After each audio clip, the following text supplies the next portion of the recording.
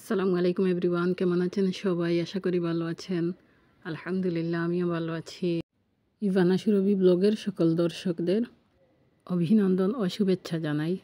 Mainly একটি ভালো পরিকল্পনা এবং সঠিক সময় ব্যবস্থাপনা আপনাকে সাফল্যের দ্বার প্রান্তে নিয়ে যেতে পারে। আর জীবনের সবচেয়ে বড় অপচয় কি জানেন? সময় নষ্ট করা।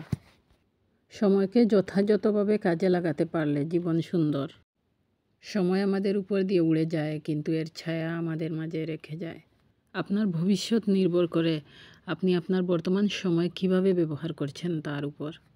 সময়কে আপনি নিয়ন্ত্রণ করতে পারবেন না, তাই সময়কে আপনি যথাযথভাবে কাজে লাগান। সাধারণ মানুষ সময় চলে যাওয়াকে গুরুত্ব দেয় না, কিন্তু বুদ্ধিমান মানুষ সময়ের সাথে সাথে ছুটে চলে।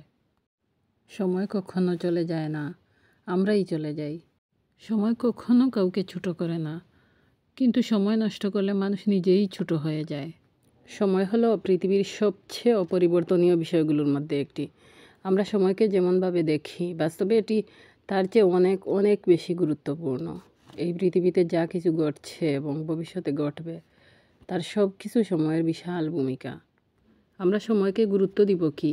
সময়কে নিয়ে চিন্তা করে কয়জনে? আমরা সময়ের সমুদ্রে ডুবে আছি, অথচ আমাদের সময় নেই। আমরা যে কোনো কিছুতে অবহেলা করি, অথচ আমরা সবাই উচ্চবিলাসী স্বপ্ন দেখি। উচ্চবিলাসী স্বপ্ন বাস্তবায়ন করতে সবচেয়ে গুরুত্বপূর্ণ এবং সবার আগে সময়কে গুরুত্ব দেওয়া উচিত। সময়কে কাজে লাগান, জীবনকে উপভোগ করেন, পরিকল্পনা মতো জীবনে চলেন। জীবনে আমরা বাঁচবই বা কয়দিন, কিন্তু আমরা মনে করেন যে কোনো একটা কাজ করে পরবর্তীতে যদি আমাদের আর কোনো কাজ না থাকে, ধীর গতিতে কাজ করব। কিন্তু যদি আমাদের কোনো প্ল্যান এবং পরিকল্পনা থাকে পরবর্তীতে আমরা কী করব, তখন আমরা কাজটা ভালোভাবে দ্রুত তাড়াহুড়ো করে করব। সময়টা আমাদের কাজে লাগবে। মনে রাখবেন, সময় চলে যায় না, আমরাই চলে যাই।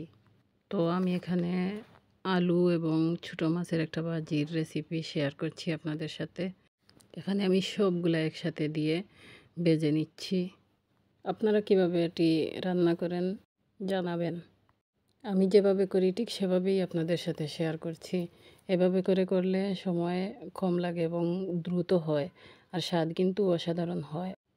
আলু এবং মাছ একসাথে মিশিয়ে যখন ভাজি করা হয়, তখন আমি দেখেছি শুধুমাত্র লবণ, মরিচ, তেল, এই তিনটে উপকরণ দিয়ে যদি ভাজি করা হয় তখন স্বাদটা খুব ভালো আসে, কিন্তু মশলা অতিরিক্ত হলে স্বাদটা কেমন যেন হয়ে যায়। তো আমার ভাজি এখানে শেষ। ফাইনালি দেখতে এমন হয়েছে। কেমন লেগেছে আপনাদের কমেন্টের মাধ্যমে জানাবেন। ইভানা সুরভি ব্লগের পাশে থাকবেন। Thanks for watching. ভালো থাকবেন সবাই।